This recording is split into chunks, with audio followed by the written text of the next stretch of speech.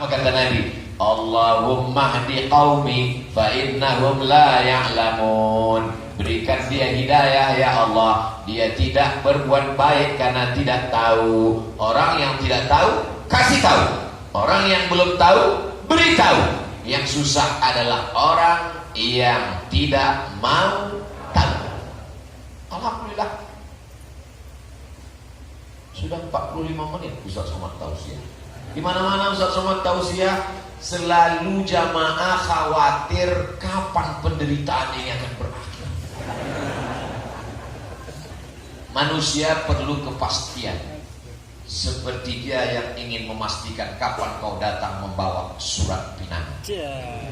Tapi kalau mendengar ceramah Abdul Somad, semua jamaah sudah tahu tausiah akan berakhir 60 menit sesuai yang tertulis di botol 600 ml.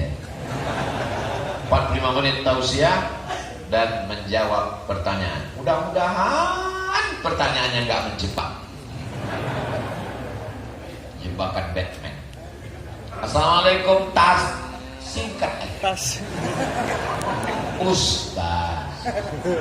Ustaz bahasa Persia, artinya orang yang tahu segala perkara. Itulah ustaz. Saya tak tahu segalanya, maka saya hanya menjawab yang saya tahu. Karena diskon tas.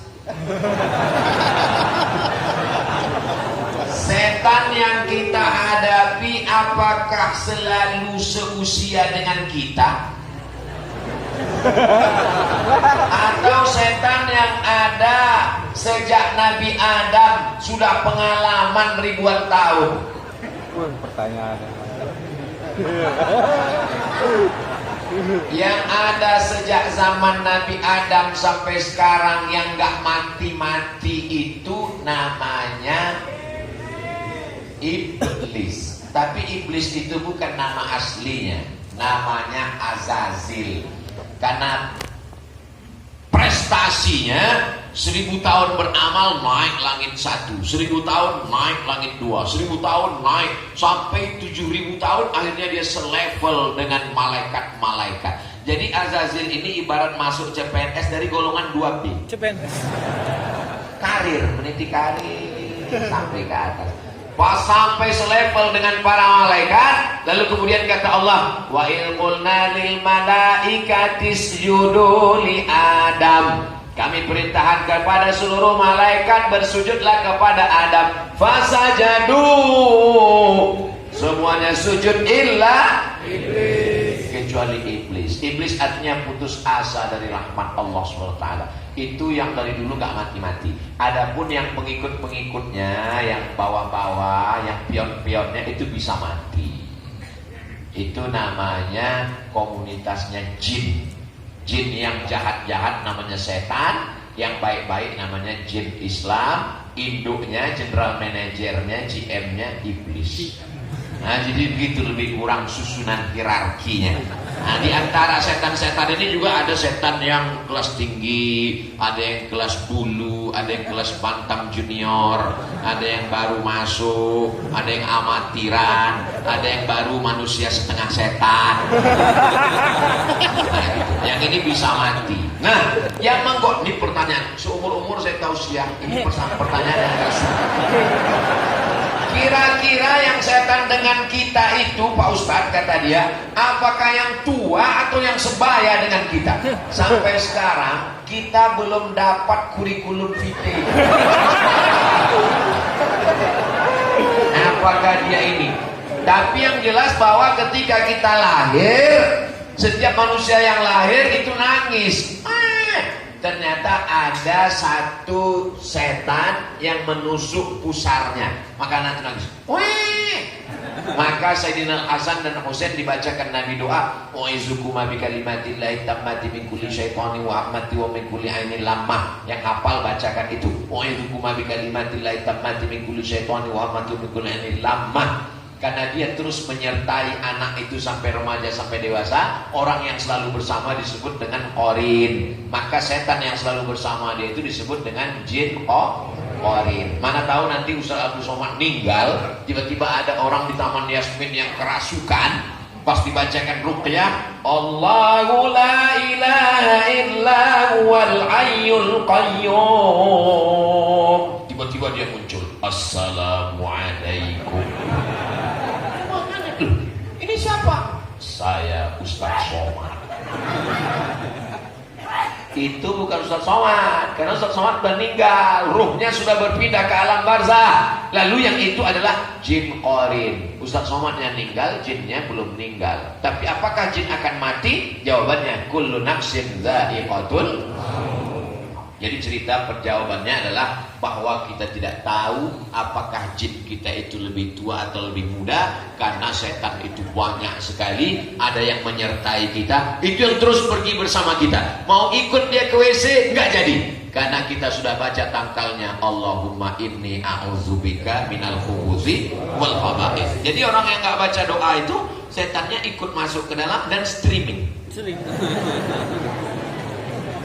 Pas kita mau makan, setannya mau ikut, nggak jadi. Kenapa? Karena kita baca Allahumma barik lana fima razaqtana wa qina azabannar. Hadisnya dhaif, hadis sahih bismillah.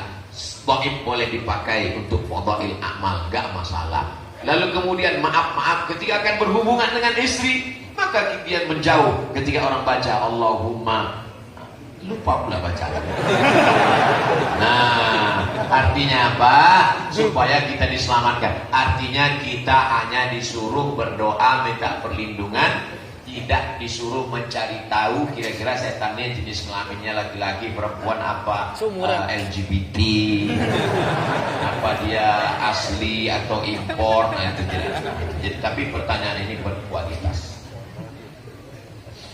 Pak Ustadz, bagaimana caranya menghadapi ketika ortu masih ada, tapi anak pertama tidak pernah mau ke rumah? Tapi setelah ortunya kita udah wafat, anak pertama baru datang ke rumah sama istrinya. Ini nanya apa curhat? Terus selalu mengeluh permasalahan belum bayar kontrakan. Setelah ortu kita nggak ada, udah wafat, anak pertama baru datang ke rumah untuk selalu mengeluh permasalahan. Nasi sudah jadi bubur, tai ayam.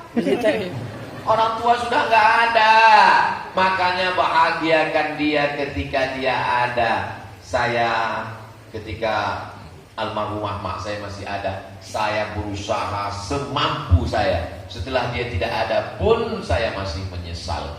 Untuk menghilangkan penyesalan saya bangun masjid atas nama dia. Masjid, dapat saya jatah harta warisan emas segala macam.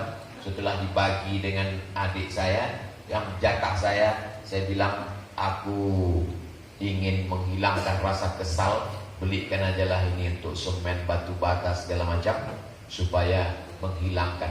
Setelah dia tidak ada kehilangan yang tidak bisa ditebus dengan apapun. Yang bisa merasakan itu, yang bisa saya rasakan ini hanya orang-orang yang orang tuanya sudah meninggal. Yang orang tuanya masih hidup, nanti setelah orang tuanya meninggal baru dia ngomong, betul kata Ustaz Somad. Dulu waktu kau tahu kau tak percaya. Kalau orang tuamu masih ada, pulang dari sini langsung diamalkan. Ingat, makanan kesukaannya paling dia suka apa? Bubur ayam. Kasih bubur ayam. Jangan permasalahkan diaduk atau tidak diaduk.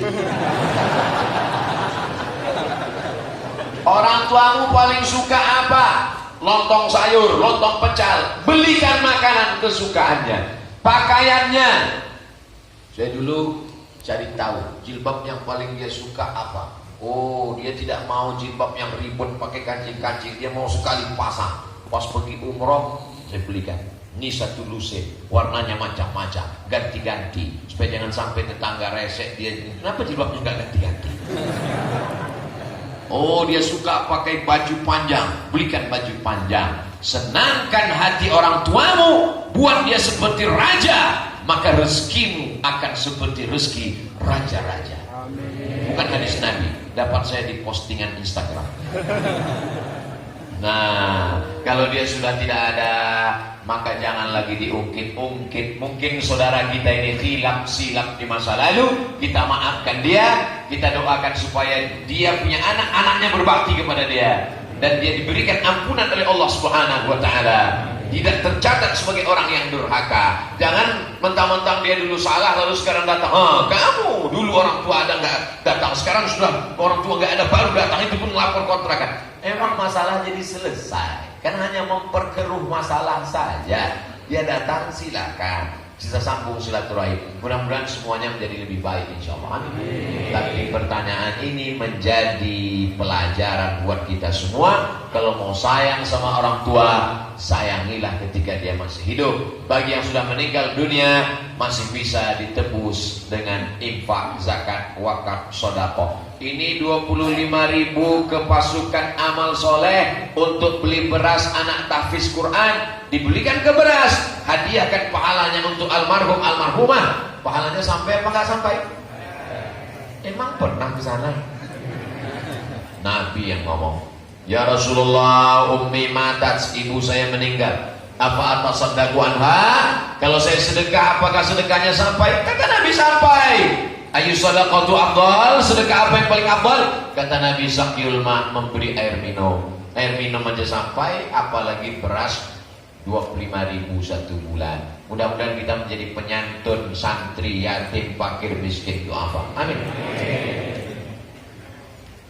Dari Surabaya, ini jamaah yang paling jauh. Pak Ustadz semoga sehat, amin.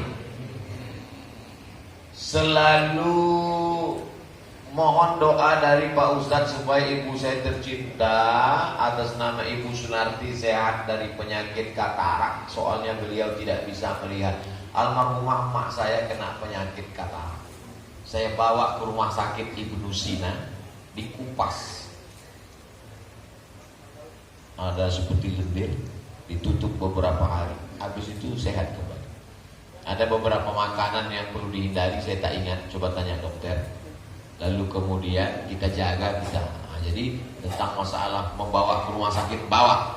Saya sendiri dulu bawa ke rumah sakit, periksa sakit tulang belakang, periksa mata, supaya kita tidak menyesal.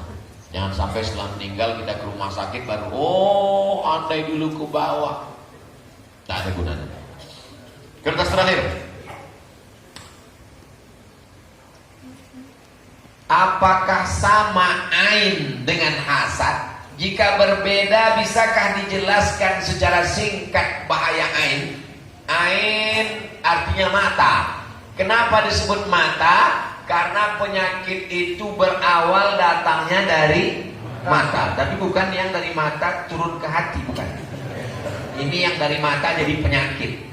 Karena mata melihat, muncul hasad, lalu datang hasud, datang setan mendampingi, kurang berlindung kepada Allah, datang penyakit ain.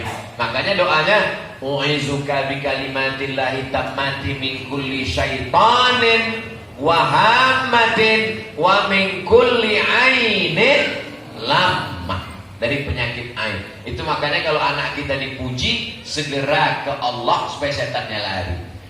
Anaknya cantik ya, alhamdulillah.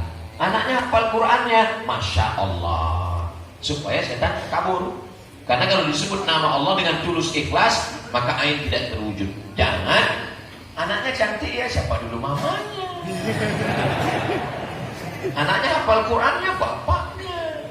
Lupa kepada Allah. Itulah maka kita selalu diingatkan supaya jangan putus Allah, Allah, Allah. Afdalul dzikri fa'lam annahu la ilaha illallah. Jadi kalau hasad itu adalah sifatnya. Kalau ain adalah penyakit yang ditimbulkan dari hasad itu. Adapun penggunaan kata mata karena dia berawal dari pandangan. Maka kata Allah, la tamuddanna ainaika ila ma matta'na bihi. Jangan kau ulurkan biji matamu melihat orang yang kami beri nikmat. Ada orang kalau melihat itu kan cuma sekali. Ini dia ulurkan sampai menjulur biji matanya. Na'udzubillah. Mudah-mudahan kita diselamatkan Allah dari penyakit hasad. Tadi rencana saya mau menjelaskan 3 penyakit karena judulnya Tazkiyatun Nufus. Pertama hasad, yang kedua buah dari hasad adalah kibr, angkuh sombong, yang ketiga adalah nifak. Itu yang ada dalam pikiran saya tadi. Ini dibagi. Rupanya karena jamaah ini Masya Allah tabarakallah baru satu penyakit selesai. Insya Allah akan kita sambung dengan penyakit-penyakit yang lain supaya kita diselamatkan Allah Subhanahu wa taala. Ala haziniya wa kulli niyatin salihah. Al-Fatihah. A'udzu billahi minasy syaithanir rajim. Bismillahirrahmanirrahim. Alhamdulillahi rabbil alamin. Arrahmanir rahim. Maliki yaumiddin. Iyyaka na'budu wa iyyaka nasta'in. Ihdinas siratal mustaqim. Siratal ladzina an'amta 'alaihim ghairil maghdubi 'alaihim waladdallin. Amin. Allahumma shalli ala sayyidina Muhammad wa ala ali sayyidina Muhammad. Assalamualaikum ya Rasulullah. Allahumma tahhir qulubana minal hasadi. Bersihkan hati kami dari penyakit hasad, dengki dan busuk hati. Minal kufri wan nifaqi. Bersihkan hati kami dari sifat kufur, nikmat dan munafik ya Allah. Allahumma alif baina qulubina. Satukan hati kami kama allafta baina qulubi anbiya'ika wa awliya'ik. Sebagaimana kau satukan antara para nabi dan wali-walimu ya Allah. Allahumma jama'na ma'al habibil mustafa fi jannatikal ula. Satukan kami dalam surga jannatul firdaus bersama sayyidina Muhammad sallallahu alaihi wasallam. Allahumma tawil umura masyayikhina. Kiai kami, guru kami, buya kami, panjangkan umur mereka ya Allah. Sahih ajsadana, sehatkan badan kami. Qawi imanana, kuatkan iman kami. Waj'alna minar rasyidin. Jadikan kami orang yang berpikir lurus, berhati bersih ketika kami hidup di dunia dan saat kami menghadapmu nanti ya Allah. La tada'lana dzamban illa ghafarta, ampunkan dosa-dosa kami. Wala aiban illa satarta, tutupi cacat aib kami. Wala musafiran illa wasaltah, yang musafir sampaikan ke tujuan dengan selamat. Wala maridan illa syafaitah, yang penyakitnya ada angkat penyakitnya, sehatkan ya Allah. Wala mayyitan illa rahimtah, yang meninggal dunia curahkan rahmat kasih sayangmu. Allahumma ja'alna min mu'ammiri masajidik. Jadikan kami orang-orang yang memakmurkan masjidmu, bil khusus Masjid Raya Taman Yasmin ini ya Allah. Allahumma jazil munfiqin wal waqifin wal mutasaddiqin. Orang-orang yang sudah berwakaf, berinfak, bersedekah, berikanlah mereka balasan yang baik. Rabbana hab lana minas shalihin. Jadikan anak kami anak-anak yang saleh dan salihah, min huffazil Quran wal hafizat, menjadi para penghafal Quran. Rabbana taqabbal minna innaka antas samiul alim wa tub alaina innaka antat tawwabur rahim. Rabbana atina fid dunya hasanah wa fil akhirati hasanah wa qina adzabannar. Wa sallallahu ala sayyidina Muhammad wa ala alihi wa sahbihi wasallam. Walhamdulillahi rabbil alamin. Taqabbalallahu minkum inna minkum taqabbal ya karim.